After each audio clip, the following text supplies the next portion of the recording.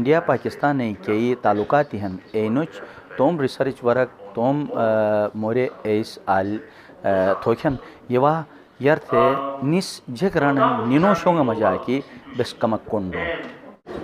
तो हम यहाँ पे आज बात कर रहे थे अबाउट हाउ हिंदुत्वा पॉलिसीज़ और उनका ग्लोबल डायमेंशन। तो मैं यही कहना चाहूँगी कि अभी हम जिस सिचुएशन में हैं ग्लोबली वहाँ विच इज़ रियली वरीइंग, क्योंकि नेशंस रिकग्नाइज़ नहीं कर रहे कि किस तरह हमारे जो बिगेस्ट चैलेंजेस हैं वो सारे ग्लोबल हैं, इंटरलिंक्ड हैं। दे आर इंटरलिंक्ड थ्रू एक तो issues of economy and investment, but they are also interlinked through the ways in which ये जो नफ़रत की पॉलिटिक्स होती है ये कैसे कई नेशंस में हमें दिख रही है इस समय, और ये इनके सपोर्टर्स एक दूसरे से स्ट्रेंथ डिराइव करते हैं।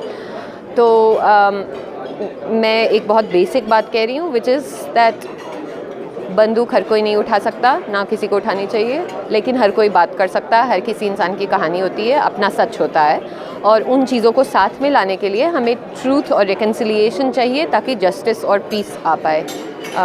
और मतलब मैं एज समबडी, मैं जैसे स्पेशली मेरे what is close to my heart is the way in which, चाहे वो ब्रिटेन हो या इंडिया हो या पाकिस्तान हो, द इम्पॉर्टेंट थिंग इज़ कि कैसे हमारी हिस्ट्रीज़ और मेमोरीज़ इम्पॉर्टेंट हैं लोगों की, एंड उस चीज़ को आगे ले जाने के लिए हमें टेरिटरी नहीं लोगों पे फोकस करना चाहिए।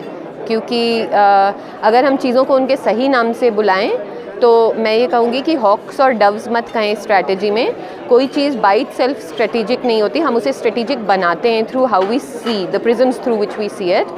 तो इन दैट सेंस अगर हमें we need more of peace builders, we need more people who advocate for moderation and dialogue and talk, क्योंकि उसी से कोई भी चीज़ का हल होता है। किसी भी चीज़ का हल थ्रू वायलेंस नहीं हो सकता।